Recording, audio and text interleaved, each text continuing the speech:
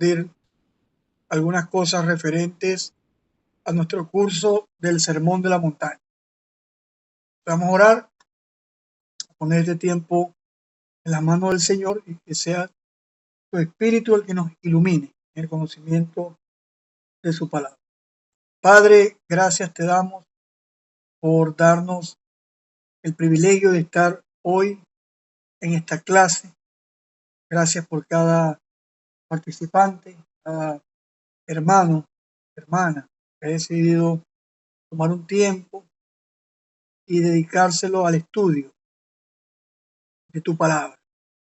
Te pedimos que nos guíes con tu Espíritu Santo a que tu palabra sea entendida y sobre todo obedecida, para que en todo Jesucristo sea glorificado. Recibe la gloria, la honra, el poder y la majestad en el nombre de Jesucristo. Amén y amén. Vamos a conversar hoy acerca de lo que Juan Driver llama la radicalización de la ley. Eso está comprendido en las páginas 67 a 88 del libro Militantes para un Mundo Nuevo. En el contexto de la visibilidad misionera al pueblo de Dios, luego de hablar Jesús que la luz, vuestra luz, hacía al hombre vuestra luz delante de los hombres, para que los hombres vean vuestras buenas obras y glorifiquen al Padre que está en los cielos.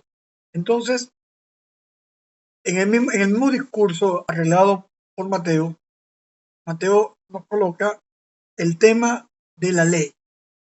Y quizás era una expectativa de los discípulos que Jesús trajera algo nuevo, diferente, novedoso, que rompiera radicalmente con lo anterior. Estamos hablando de la ley de Moisés, los mandamientos. Pero contrariamente a quizás las expectativas mesiánicas de algunos, Jesús dice que él no vino a abrogar la ley, sino vino a darle el cumplimiento exacto, viene a darle sentido y propósito a la ley. Y para eso Jesús se va a enfrentar a las interpretaciones, incluso a los comentarios de la ley de Moisés que circulaban desde hace mucho tiempo, sobre todo esos llamados Mishnah, que luego fueron compilados en alguna literatura talmúdica. Entonces, estos comentarios, junto con la tradición oral, pues Jesús va a colocar la ley en el lugar donde debe colocarse. Y nos dice el texto de Mateo capítulo 5, versículo 17, no penséis que he venido para abrogar la ley o los profetas. Esta es una descripción sencilla del Antiguo Testamento en ley, profeta, a veces aparece ley, profeta, salmo. Correcto. Esta es una forma un poquito más resumida. No la ha venido a abrogar y darle el peso, el valor, la eficacia, sino la ha venido a cumplir, darle el sentido perfecto, ¿no? Entonces Jesús, en lugar de tirar por la borda la tradición de la ley y la ley, lo que hace es, como dice Juan Drive, radicalizarla. Como yo decía estos días en una clase, ¿quién manda más? ¿Un fiscal o el semáforo? Si un fiscal se para delante del semáforo, el semáforo puede estar en verde y el fiscal manda que se detenga. En este caso, la figura de autoridad tiene mucho más peso y en este sentido Jesús no solamente la interpreta, sino que la redimensiona, le hace comentarios a la ley y podemos decir que le añade elementos que hasta ahora no eran conocidos, porque los judíos judaísmo de la época, pues, sobre todo el ala farisea, se encargaba más de los elementos externos, lavamiento de las manos, las ceremonias y rituales, correcto, y el elemento interno del corazón. Ese elemento era francamente descuidado. Entonces Jesús lo que hace con la Torá, con la ley, es redimensionar. Y si usted me permite, citando a Juan Driver, lo que hace es radicalizar, poner la ley en su sentido más exacto y desafiante. Y él dice que en el versículo 18, estamos leyendo Mateo 5, que hasta que pasen el cielo y la tierra, ni una jota, ni una tilde pasará, ni una yo, una letra pequeña del Aleph Bet.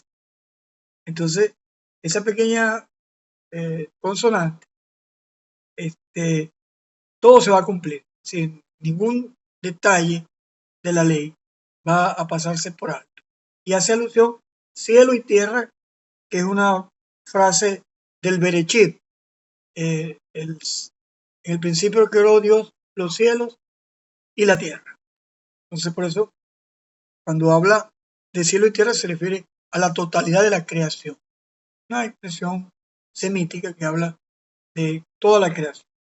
Entonces, Jesús, en el versículo 19, no solamente que él dice que todo se va a cumplir, dice que él la vino a cumplir, que toda se va a cumplir sin pasar por alto algún detalle.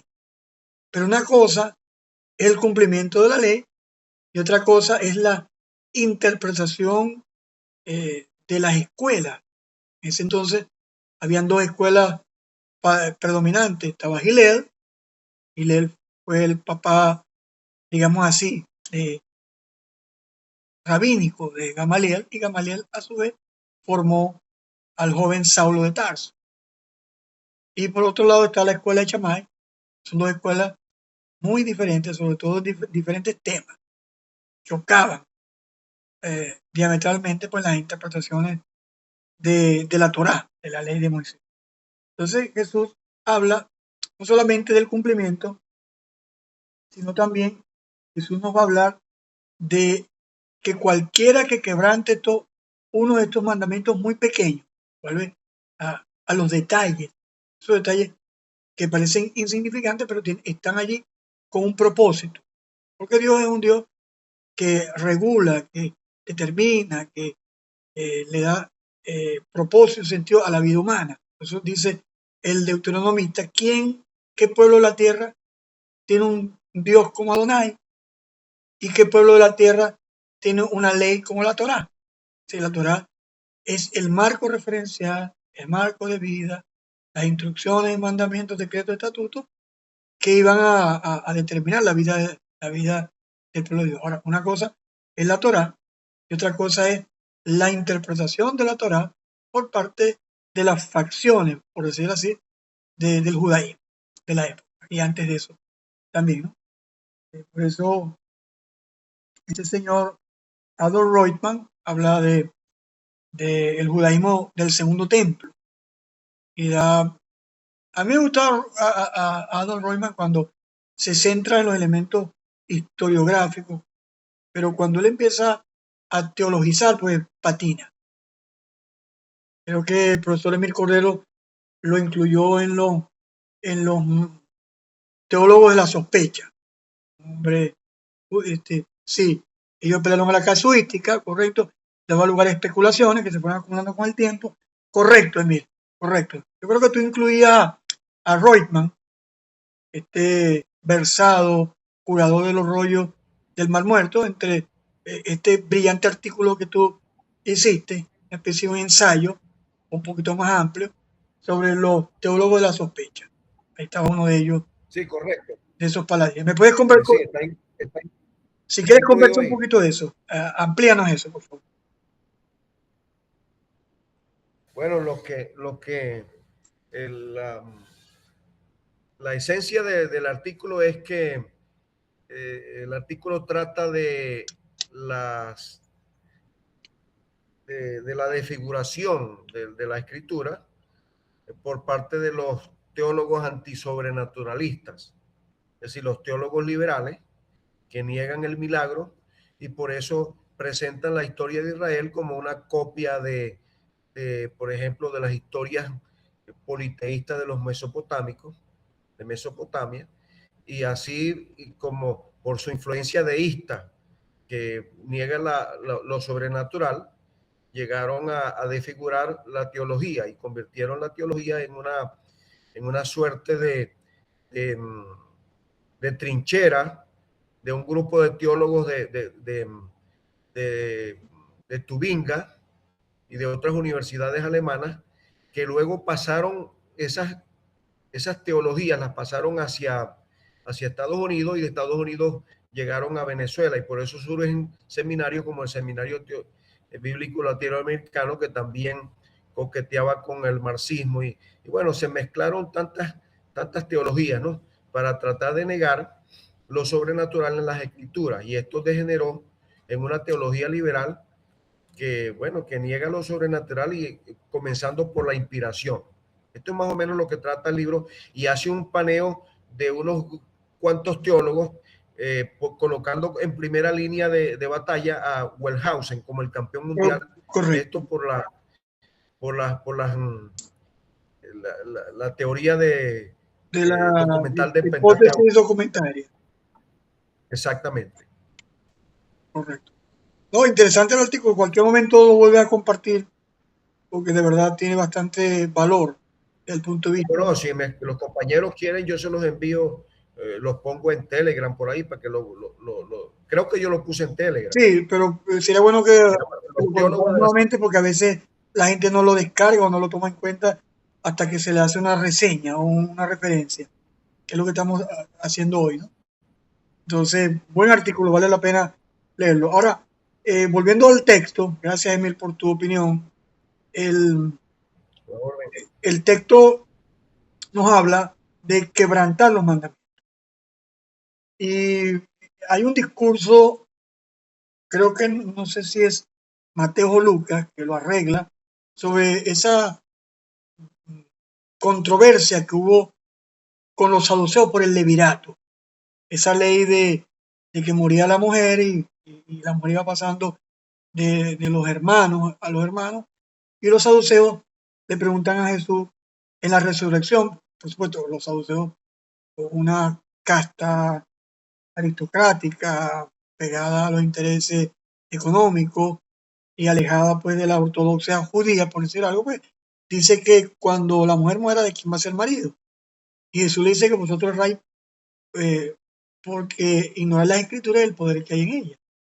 Correcto, porque y también en la controversia por el lavamiento de las manos, correcto, Jesús le dice a ellos que ellos siguen más bien las tradiciones de los hombres, correcto, que la palabra de Dios. Y sobre todo en el arameo usan el término escorbán, mi ofrenda, correcto, a Dios. Entonces ellos le daban más importancia pues a los comentarios explicativos y a las leyes adicionales que realmente a lo que el texto bíblico, por decir así, la ley de Moisés pues establecía. Entonces Jesús habla de que esos mandamientos aún pequeños, quebrantarlos y los enseña, va a ser pequeño en el reino de los cielos. Según Driver, estas expresiones pequeño y grande, según Driver, se refieren a inclusión o exclusión en el reino de los cielos. Eso es lo que Driver nos da en la lectura de Militantes por un Mundo Nuevo. Entonces, lo cierto acá es que Jesús en el versículo 20 hace una declaración bastante fuerte, un reto, un desafío. Dice que si vuestra justicia, ¿no?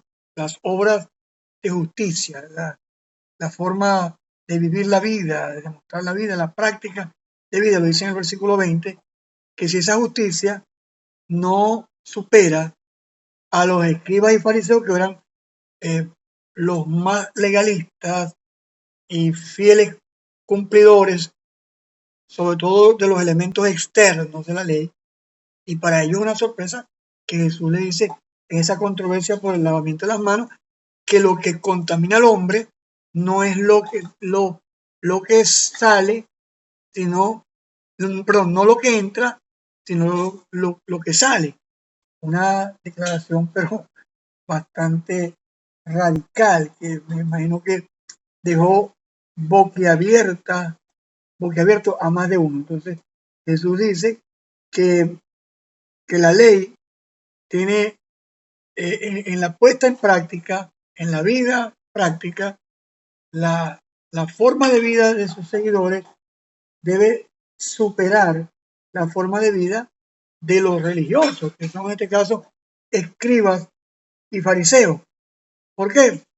Porque sencillamente, como decíamos anteriormente, los escribas y fariseos ponían atención a los elementos rituales, los elementos convencionales de la ley de Moisés, pero no atendían el propósito, el espíritu de la ley. Que aquí alguien me está pidiendo que lo admita en la clase, ¿no? Entonces, es muy importante que tomemos en cuenta eso. Si vuestra justicia, lo dice el versículo número 20, dice que si vuestra justicia, correcto, el dikaiosune, que lo voy a utilizar en el capítulo eh, siguiente, Jesús, hablando de la limosna, de, habla de la oración y del ayuno, habla de las obras de justicia, obras de misericordia, correcto, que tiene que ver con el aspecto más que todo ritual. Entonces, dice que si la justicia de los discípulos, el carácter, la vida, la forma de vivir esa vida, no supera a los escribas fariseos, no pueden entrar en el reino del cielo. Esto concuerda con aquel que quebranta y enseña. Se ha llamado pequeño, está hablando como dice Juan Driver, de exclusión en el reino de los cielos. Ahora, Jesús nos da algunos bloques sobre algunos puntos muy específicos de la ley de Moisés. Correcto.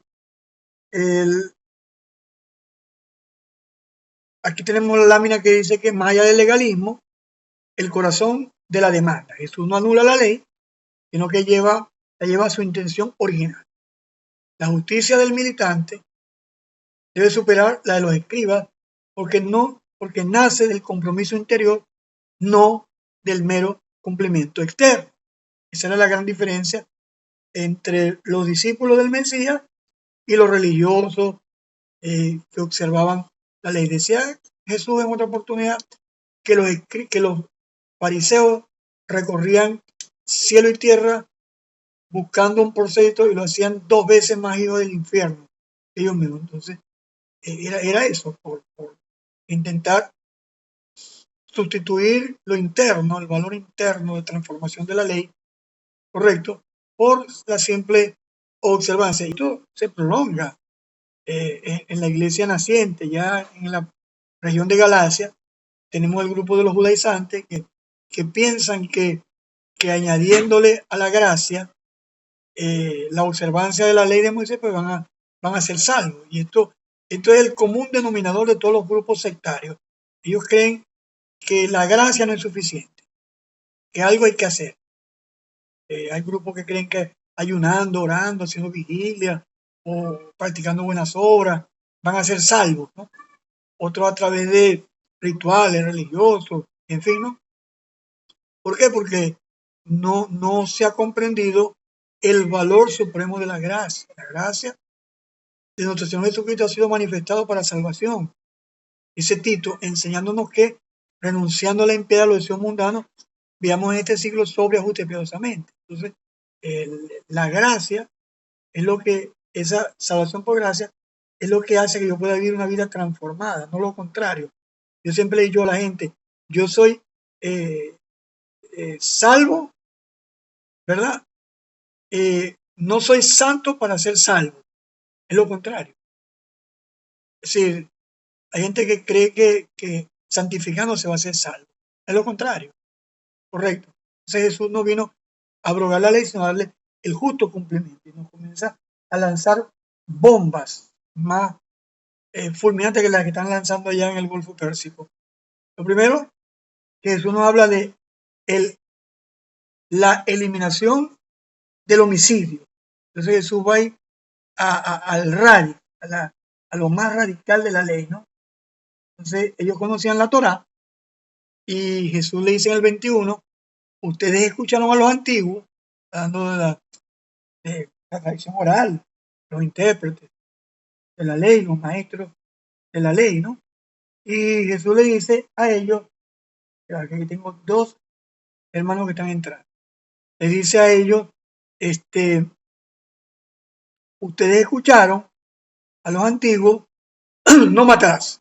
Es un mandamiento del decálogo, no matarás. Por cierto, en la teología de la Reforma Protestante, Lutero y menos Simón le hace una crítica a la teología de Lutero, porque Lutero decía que yo como individuo no puedo matar, pero como ciudadano sí. Eso era más o menos un dualismo que hacía Lutero para justificar la guerra, correcto. Entonces, el Antiguo Testamento estableció claramente la prohibición a no matar y dice que cualquiera que matare será culpable de juicio, correcto. Se establecía el ojo por ojo, diente por diente, tal y tal la ofensa, tal el castigo. Era interesante que en el antiguo Israel había las llamadas ciudades de refugio, donde aquella persona que estuviera inmersa en uno de estos casos pudiera escapar del Goel o del pariente cercano, el Redentor, correcto. Y Jesús dice, y en su radicalización, Jesús lo que quiere no solamente erradicar en sus seguidores el, el, el homicidio, sino lo que Jesús quiere erradicar es el odio, ese sentimiento que se posesiona del ser humano y nos lleva y nos consume, el odio, la ira. Por eso Pablo dice, y hacen morir pueblo terrenal en vosotros, adulterio, fornicación, tal, pero también dice, pero dejad también ira, enojo, malicia, palabra deshonesta, una especie de degradación que utiliza allí Pablo como, creo que es Colosense, ese argumento. Entonces, Jesús dice, ustedes oyeron de los antiguos, el no matarás, pero yo le digo que cualquiera que se enoje contra su hermano será culpable de juicio. Ya lo había dicho anteriormente dentro de la legislación de Israel, correcto. Y cualquiera que diga necio a su hermano, aquí utiliza el término arameo raca, que raca es una palabra de menosprecio, de despreciar la dignidad humana, de tener por basura, sino solamente no tiene tanto que ver con la parte intelectual, tiene que ver con el menosprecio del otro como ser humano, de la dignidad humana. Entonces, dice cualquiera que diga raca a su hermano será culpable ante el concilio. Aquí hablando de el antiguo Israel, la forma como se legislaba. Es interesante que en los tiempos de Zwingli, allá en Suiza, era el consejo municipal el encargado de nombrar y remover a los pastores, y hay escrito de la época que hablan que incluso algunos miembros de la comunidad cristiana, por decir así, eran sometidos a ciertos castigos por parte del consejo municipal. Porque una de las cosas que los anabautistas le piden a Zwingli es que quieren más reformas, quieren reformas un poco más profundas, y obviamente habría que entender a los reformadores, a Lutero, a Zwingli y otros más, dentro de su contexto, para no ser tan crueles con ellos, hay que entenderlo dentro del contexto que enfrentaban, ¿no? Pero los anabautistas exigieron más reformas. Entonces, aquí habla de la forma como las penalidades se castigaban aún en el tiempo de Jesús, ¿no? Hablaba del concilio, hablaba del castigo. Entonces, Jesús dice que el que llama a cualquier le diga fatuo, necio, ya tiene que ver con un asunto un poco más intelectual, se quedará expuesto al Gehenna. Creo que el griego del Nuevo Testamento, correcto, conserva la transliteración aramea del término Gehenna, que viene del valle de los hijos de Amón, de los hijos de Inón, el Geinón, y luego terminó llamándose el Gehenna. Entonces, ese tipo de agresión, de menosprecio, de, de atentar contra la dignidad del ser humano, porque Jesús lo que está protegiendo aquí es la imagen de Dios en el hombre. Entonces, todo ese tipo de expresiones que desvirtúan la imagen de Dios, pues Jesús dice que la ley es más profunda, no solamente quitarle la vida, que ya es algo eh, grave, la sangre, como decía, la sangre de Abel clamaba desde la tierra, ¿no? Entonces, dice aquí el versículo 22 que se expone al Gehenna de fuego. Déjenme revisar el versículo 22. Dice acá, estoy diciendo a ustedes, que todo será, eh, sí, aquí está, Gehenna, correcto. La translitera el griego, Gehenna. De hecho, si no me equivoco, la Biblia textual conserva algunas expresiones como Paráclito, como Gehenna, eh, el tetragrama en el Antiguo Testamento, porque sostiene que si la traduzco, por ejemplo, dice la Biblia textual, si traduzco consolador, solamente estoy eh, usando una acepción de la definición del término paráclito.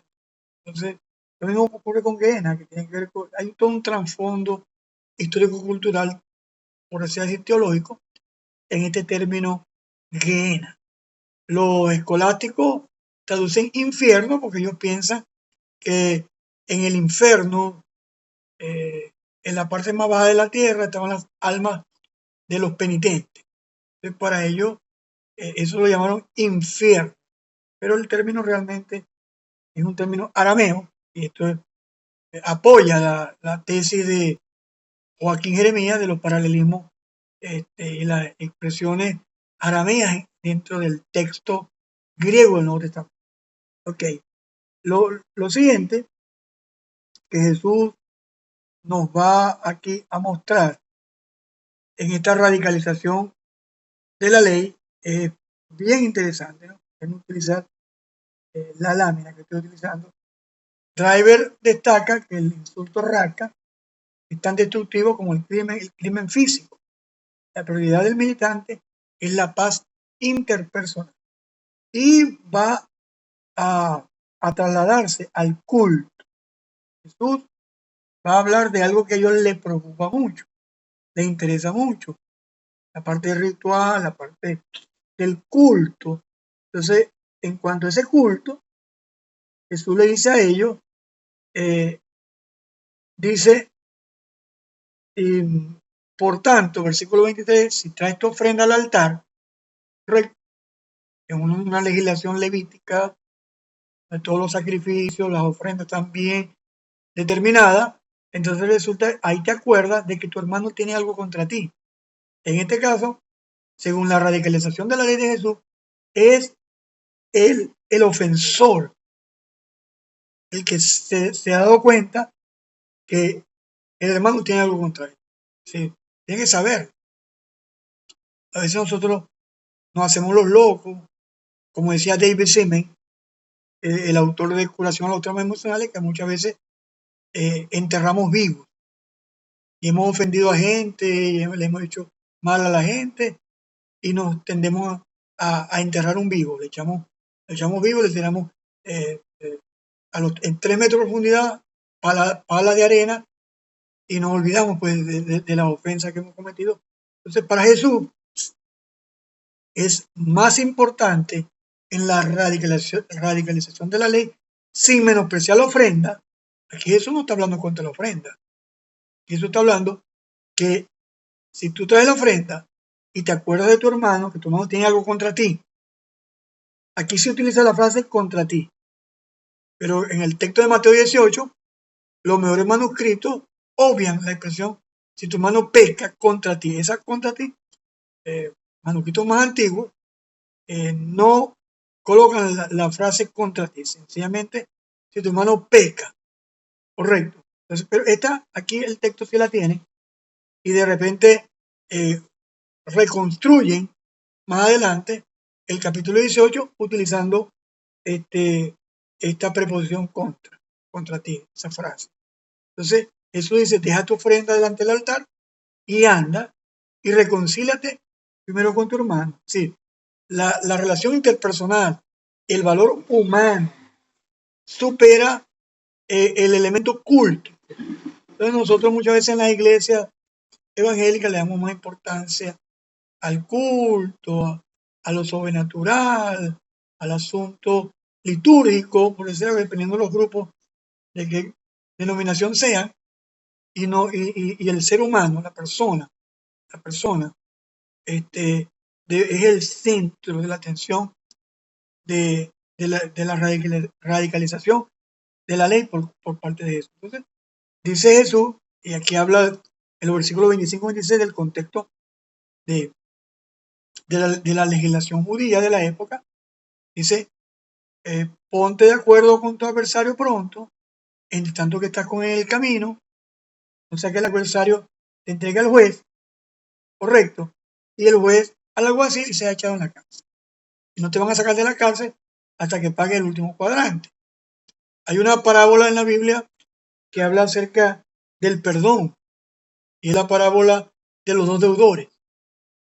Uno debía una cifra astronómica, otro debía una tontería. El rey perdona de un plumazo, pero el primer deudor, que debía una cifra impagable, no entendió y él pensó que él podía pagar la deuda por sí mismo. Y le fue perdonado, pero como no entendió el perdón, fue y buscó al consiervo que le debía una tontería y lo metió en la cárcel. Entonces, más o menos aquí se habla de este contexto, pues, de la penalización en la sociedad de entonces, de la diferencia interpersonal. Lo otro que Jesús nos habla, tengo que ver mi reloj, el tiempo pasa volando. Entonces, lo siguiente, Jesús habla del deseo, correcto. Aquí está la tesis y la antítesis. La antítesis es lo contrario a, ¿no? El adulterio, el deseo, correcto. Entonces, dice el texto bíblico, eh,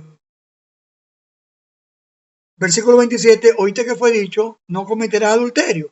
Eso es parte de los 10 mandamientos, no adulterarás. Entonces Jesús está tocando un tema muy delicado que en otros pasajes van a tocar el tema con Jesús acerca del repudio. Hay un libro que yo leí hace muchos años que se llama Divorcio, Matrimonio y Nuevo Matrimonio por Jay Adams. Jay Adams obviamente es un teólogo reformado, es amilenialista. Él entiende que todos los fenómenos de posesión demoníaca, él se lo achaca a desórdenes mentales, ¿no? pero es un libro que puede utilizarse porque él profundiza bastante los pasajes bíblicos en cuanto a la carta de repudio, el contexto del Antiguo Testamento. Entonces, en este contexto del Sermón de la Montaña, Jesús nos va a dilucidar el asunto del divorcio. Él lo va a hacer en otro contexto. Aquí lo que Jesús está hablando de que la contrapone adulterio como un acto correcto, un acto físico. Tenemos un pasaje bastante controversial en el Evangelio de Juan, que es la mujer adulta. Digo controversial porque eh, tenemos que revisar las líneas de manuscrito. Pero algún día cuando estudiemos crítica textual, aparato crítico, esas cosas, pues vamos a poder. Pero por ahora, solamente debo decir que es un pasaje que tiene cierta controversia. El pasaje de controversia por el origen del texto, no tanto por lo que enseña el texto. Entonces, Jesús dice, pero yo digo que cualquiera que mira a una mujer para codiciarla. Entonces, como dice aquí nuestra lámina, correcto, nuestra lámina dice, Jesús prohíbe la cosificación del otro en la mente, es decir, eh, el adulterio en la mente. La fidelidad radical protege la dignidad humana contra la lujuria que trata a las personas como objeto de consumo.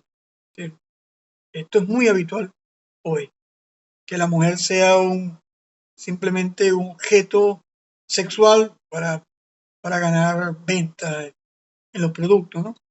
Entonces, se requiere integridad visual y mental que honre la imagen de Dios en el prójimo. Entonces, Jesús dice acá, en su radicalización de la ley, dice, cualquiera que mira a una mujer para codiciarla, ya adulteró con ella en el corazón. Entonces, como estamos diciendo, Jesús interpreta la ley hacia el radix, la va a radicalizar. Hay un libro que yo leí hace muchos años que se llama La batalla de cada hombre. La batalla de cada hombre es un libro muy, muy bueno, yo lo recomiendo. Habla de cómo vencer, tener victoria sobre la tentación de la mirada del hombre, ¿no? Alguien dice que el hombre, el deseo entra por la vista y la mujer por el oído. Entonces, en la batalla de cada hombre, Holdsworth, no me acuerdo cómo se llama, por ahí no recuerdo, no es no es famoso, no es tan famoso, pero el libro habla de eso, de cómo el hombre enfrenta una batalla diaria con la vista. Yo recuerdo una vez que estaba con un amigo pastor por los lados de la 76. Él me recogió por los lados del centro, íbamos a hacer una visita, no me acuerdo qué fue. Y iban caminando una chica de frente y él como que se le olvidó que yo estaba ahí presente y le tocó corneta. Pi, pi, pi. De repente se acordó que yo estaba ahí, me miró y yo lo sonreí, tranquilo, hermano. Me explico. Entonces, es eso es parte de la tentación diaria que enfrentamos los hombres sobre todo. Entonces, la solución que Jesús da, este libro, La batalla de cada hombre, la, la coloca. Él dice que la única forma de, de vencer es hacer lo que Job hizo. Job dijo, hice pacto con mis ojos para no mirar. Algunos dicen que la primera mirada no está mal, el problema es la segunda mirada. Pero hay algunos que hacen una trampa y dicen que para no tener la segunda mirada, entonces lanzan una primera mirada mucho más larga y contemplativa. Entonces, ahí está la trampa. Entonces Jesús, en un utilizando estos paralelismos semíticos, arameos, lleva la causa a su radicalidad, que es mejor evitarlo. Dice, si tu ojo derecho es ocasión de caer, sácalo.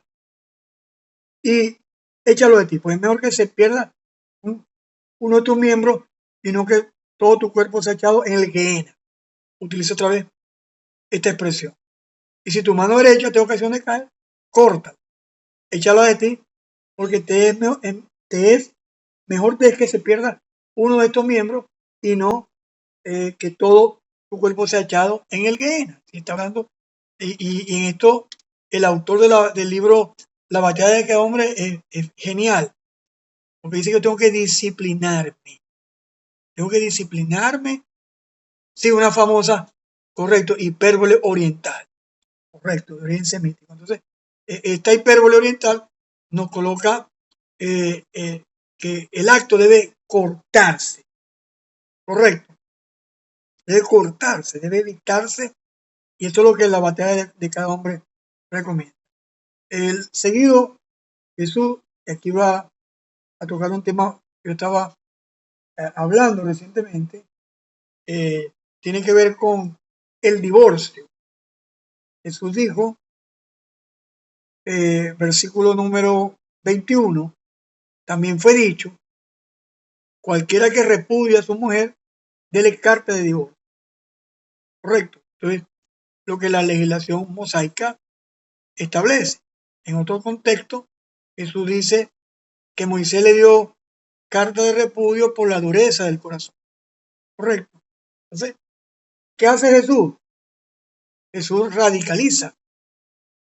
Y en esto va eh, en contra de las escuelas rabínicas.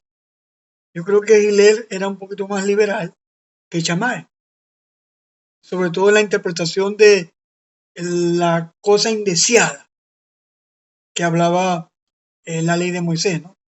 Esa cosa indeseada, pues, le daba al hombre la posibilidad de darle carta de, de repudio a la mujer. Correcto, básicamente era una forma de proteger a la mujer y esta mujer se podía casar nuevamente. Esto es lo que dice el texto de la ley de Moisés. Yo en estos días estaba leyendo algunos textos del Antiguo Testamento de la ley y a veces leemos textos, pero no con detenimiento, ¿no? Una de las cosas que la ley de Moisés prohíbe es que eh, el que repudió a la mujer no se case nuevamente con ella, para que no se cometa tal vileza en Israel. Entonces yo he escuchado algunas interpretaciones pseudoevangélicas decir que si una persona se divorcia, correcto,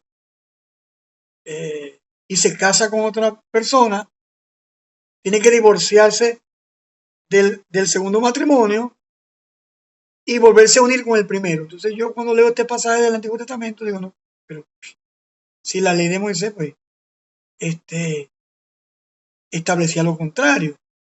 Una vez que la mujer se le daba carta de repudio y se casaba con otro, se le ordenaba al que la repudió que no se podía casar con ella. Y llama ese acto de volverse a casar otra vez con la que repudió, no se cometa tal vileza en Israel. Entonces a veces nuestras interpretaciones pues son interpretaciones muy tradicionalistas, parecen muy espirituales, pero alejadas del sentido y el contexto de la escritura. Yo sé que este es un tema bastante complejo. Yo no pretendo en estos 5 minutos que me queden, pues, agotar el tema. Hay muchas preguntas, hay mucha tela por cortar. Sí, son interpretaciones aberrantes, correcto, hermano. Entonces, Jesús dice que, pero yo digo que el que repudia a su mujer y establece una causal, es decir, la excepción, a no ser causa de porneía. Entonces, yo cuando leí este pasaje la primera vez, ¿hace cuánto? Hace 40 años. A ver, yo tengo, sí, hace como 42 años. Yo decía, bueno, pero un casado adultera y fornicación tiene que ver con un acto carnal de los solteros.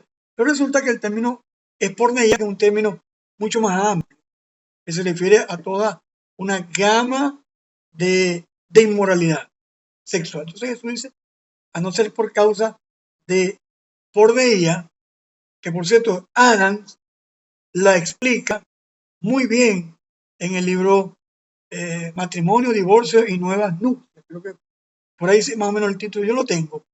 Se lo puedo facilitar para que usted lo lea. Aquí en un seminario no tenemos que tenerle miedo a leer material de a veces de filosofía, de casuística, de material de teología liberal. Yo he leído a Bullman, a Martín Di Bellio y a Moltmann y unos cuantos teólogos católicos romanos, protestantes, de la neortodoxia.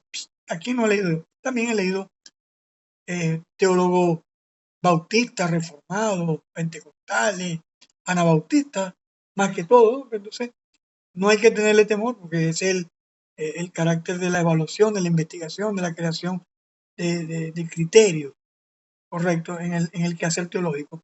Entonces, Jesús dice que la porneía, entonces dice que si yo digo que el que repudia a la mujer, si le da la carta, famosa carta de repudio, de repudio, de repudio, de repudio, y ese repudio no es por causa de fornicación. Aquí Jesús se va más creo que con Chamá, y se va más Jesús con la interpretación de esa escuela. Entonces, dice que eh, hace que ella adultere. Si le da la carta de repudio a la mujer y no es por esta causal de fornicación, hace que ella adultere. Así que el que da la carta de repudio de forma incorrecta hace que la mujer adultere. Y aquí Jane Adam, pues, cuando yo le llegan casi que los tapones se me vuelan. Dice que no es el hombre, no es el hombre el que va a adulterar. Esto va a sonar muy machista, por eso le invito a leer ese libro. Él nos dice que el hombre, cuando no le da por la causal que Jesús establece, hace que la mujer adultere. Así que el hombre es el causal de que la mujer esté en adulterio. Y luego dice que el que se casa con la repudiada comete adulterio. Sí, es interesante. Yo le digo el tema, ¿no? Lo último aquí que nos quedan tres cosas, ¿no? Yo creo que estos tres aspectos podemos tocarlos la semana que viene. Tocaremos los juramentos, lo que tiene que ver con la venganza y el amor a los enemigos. Entonces estamos hablando acerca de la radicalización. Entonces, lo que Jesús está planteando es la permanencia del pacto. En un contexto donde se podía descartar a la mujer por capricho, hasta por cocinar mal una comida, Jesús defiende la estabilidad relacional. El militante de un mundo nuevo, como dice Driver, construye vínculos que reflejan la fidelidad incondicional de Dios, resistiendo la cultura del descarte. Básicamente lo que nos plantea. Vamos a ver acerca de la sinceridad, la verdad, el juramento, luego la no violencia y el amor universal. Eso es lo que veremos la semana que viene en las clases.